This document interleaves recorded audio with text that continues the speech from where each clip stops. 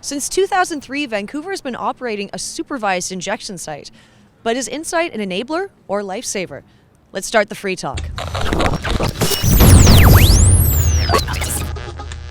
Hi, I'm Allison Riley and welcome to Free Talk. InSite is located here in Vancouver's downtown east side, where addicts can take their pre-obtained drugs and inject with safe, clean needles under the supervision of nurses. But however, some people say that the government should not be funding this $3 million a year project and that it's actually encouraging illegal drug use. InSite was started in 2003 and it's a supervised injection site and it's part of a harm reduction model. At the time in 2003 we had really high levels of HIV transmission and also hepatitis C. We actually had sort of close to third world rates, and this was one of the things that we did to fight against transmission of these serious diseases. Obviously before InSite, long-term serious drug users used to inject in the alleys, and quite often they would be using dirty needles, and quite often, not quite often, but occasionally people would OD and die in the alleys. We own the needle boxes, and it's sort of a partnership with the Vancouver Coastal Health, Portland Hotel Society, and the City of Vancouver.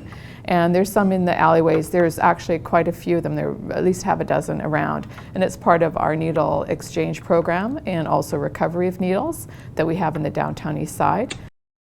My feelings about InSite is a very necessary part of the scene here in this part of town. There's as most people know, there's very few places like it anywhere, and it saves lives. All of these people here who are addicts are somebody's parents, somebody's sons and daughters, somebody's cousins, nephews, aunts, take your pick. They've got loved ones out there in the real world, and the community loves them too. If they get help and they're not always chronically ill from their problem, it can lead to them recovering and leading a productive life again. You know, the thing is about InSite is people are going to use drugs no matter what. All they're doing is supplying a safe place. They're not encouraging anyone. It's not like I woke up today and I was like, hey, there's a place to shoot up safely. I think I'm going to start shooting up now, you know? As everyone knows, nobody has ever died inside InSite. But what they don't realize is that on the street out here, I've watched them respond to overdoses outside 10 times faster than any ambulance or emergency worker could get to them. So they're not only saving people in InSite, they're saving people within like a block-and-a-half radius of InSite. I seen a guy OD right here in the back alley, and a guy was there on a bicycle, and he came running over here, and he went into InSite, and they ran down and brought that guy around, and he was blue. So you feel that InSite's a really big part of the community here in the downtown? Without question. As a matter of fact, if you come here at 10 a.m., there's a lineup, people waiting to use there. So they could go around the corner in the street, but you know. It's really important as a healthcare clinic, providing overdose response for people down here, preventing the spread of HIV, getting people treatment, and it's also really important in terms of building relationships with people who are really marginalized in this society. They don't access healthcare easily. They go to emergency rooms, they go to clinics, and sometimes the experience isn't very good, and what that does is that makes them sort of shy away from healthcare. But healthcare for people who are addicted is really, really important. It's really important that they be around nurses all the time, that they be around things like running water and clean equipment and oxygen tanks if they OD, and chances to get up into detox, and there's a detox above InSite, and chances to maybe get, you know, if you've got a soft tissue infection that needs antibiotics, intravenous antibiotics, you can go, you know, the InSite staff can help you get over to CTCT, which is another project down here that helps people like that. So you're saying you run the chill room. Can you tell me a little bit about that? Yeah, the chill room is where you come after you get your injection. You come into the chill, we serve coffee, we serve juice, we help you get housing, tell you where to go to eat, tell you where to go to get housing, where to go to get detox, where to go to get treatment. We get 700 to 1,000 visits every day, which means it's a needed service here, you know? And those are 700 to 1,000 visits where people are streaming past healthcare and contacting nurses rather than being marginalized to the alleys where there is nothing but crap. You know, go through the alleys and point your camera behind a dumpster where people inject. It's also where people go to the bathroom in the downtown east side. It's the most unhygienic environment imaginable, and that leads to so much misery, so much healthcare costs that InSite really helps to mitigate and prevent. And you got everything there, right? They make sure it's clean, everything's done right, you know, and they don't fluctuate. with their rules. I got barred out of here because somebody passed me the smallest little amount of a flap, and I was barred for 24 hours. Because you're not allowed to give out drugs there. Allowed to do that. And I was shocked because they know me, and they actually, I think they like me. I'm, respectful towards everybody in that. They like me very much, actually. We get along really good with the staff, I do. But I was barred just like that, right? So, no, they do what they're supposed to do, and they do it right. I was mostly a maintenance heroin user, but living on the streets, being miserable, I used whatever drugs were around. I've shot cocaine, morphine, you name it. But yeah, my very first time in an InSite took a little longer than normal because you have to register with them. You give them a handle or an alias for pretty obvious reasons. You don't necessarily want people using your full legal name in that type of an atmosphere. There's a waiting room.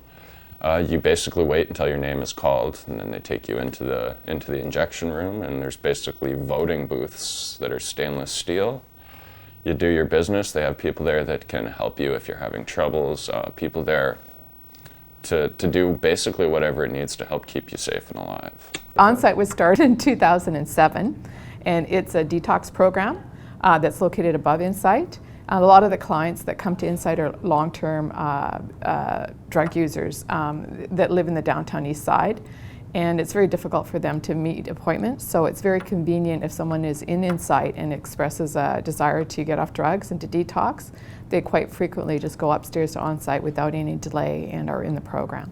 Yeah, to get into InSite, one of the things that's a little different than most of the detoxes is they make you come and check in with them, or if you're not able to be there personally, to come in and do a phone call daily so that they know you're serious. Because sometimes when you're in the throes of your addiction, you have a bad night. You want things to be better, but the next day you're feeling better. You're back on a roll again. So they make you call in. The first time I got in there, I believe I had to call 7 days in a row. The second time was about 10, and then. So once they found out that you're serious, that you really want to get in, then they take you in. They send you through a search. They check your bags. They check your pockets, your person, just to make sure that you're not bringing any drugs in with you. They are tolerant to the fact that you're a user. So if you really feel like you're gonna go crazy, they ask you to use the injection room downstairs. Then you come upstairs, and especially with heroin. The withdrawal from heroin is brutal. So people use, then they make it through the night. Basically, the first couple of days, they don't expect anything of you. It's eat, sleep. Most people have been through living hell by that point. So yeah, you eat, you sleep. You see a nurse, you see a doctor. They take all your vitals. I think it's every 6 hours they take your vitals, the first 48 hours. What can I say? You don't have to do anything when you first go in there. Some places they force you to do this, do that, and they think they're helping you by getting you on your feet and that. They're not helping. You're too sick to take it in. They want you to try and do meetings and do all this stuff when you first come into a detox is the wrong approach. This worked for me really good. I went in this detox. I actually stayed in detox for 2 weeks. After that, I actually went upstairs. So yeah, on the third floor, that's for after you've been through anywhere from 8 to 14 days of detox. And it's a place for people that don't have a safe place to go when they get out of detox. So even say you do have a home, but it's in not a great neighborhood, you're still really shaky. The third floor you can stay. Really, it's up to the individual and how hard you're working at getting out of there, but sometimes upwards of 3-4 months even, for people that are really trying to find a safe environment. While you're up there, there's mandatory programs such as counseling, activities to do, and they take you one-on-one and find out what it is you're going to need to be a successful individual, and trying to help you get all of those things in place so that you don't come out of detox onto a sidewalk. Yeah, living in a homeless shelter and stuff like that is very difficult to stay clean. The success rate is 40%, and a lot of people think that's a low percentage. But actually, when you look at the clients that you have, these are long-term serious drug users that it's never worked for them before. And it's actually a very positive number. 43% is a very, very good number considering your clientele and how difficult they are to reach with healthcare, with services, and to actually complete a program. And what do you say to people that feel that InSite encourages illicit drug use? I say they're full of crap, first of all. When we first opened, they thought everybody was going to be coming here from Abbotsford, from Hope, from here, from there. Didn't happen. 8 years later, still not happening. So I think they're way off. It's in no way encouraging people to use drugs. It's encouraging people to take care of themselves and to be healthier, more functional human beings. Our government spends millions on big art projects for the city. And really it's pennies. When you look at the global economy, we're talking like, a couple $100,000. This is something that actually saves people's lives, and it keeps your neighborhoods cleaner. The fact is, addiction breeds in trauma. Addiction breeds in chaos. Addiction breeds in alienation and isolation. So if you want to increase addiction, keep somebody out. Keep them outside, keep them in the alleys, keep them by the dumpster. If you want to help start to reduce addiction, bring them into InSite. Other cities like Toronto and Montreal are also considering implementing their own supervised injection sites. So whether you're in favor of drug enforcement or harm reduction, we could be seeing a lot more of these programs across North America. I'm Allison Riley, and thanks for watching Free Talk.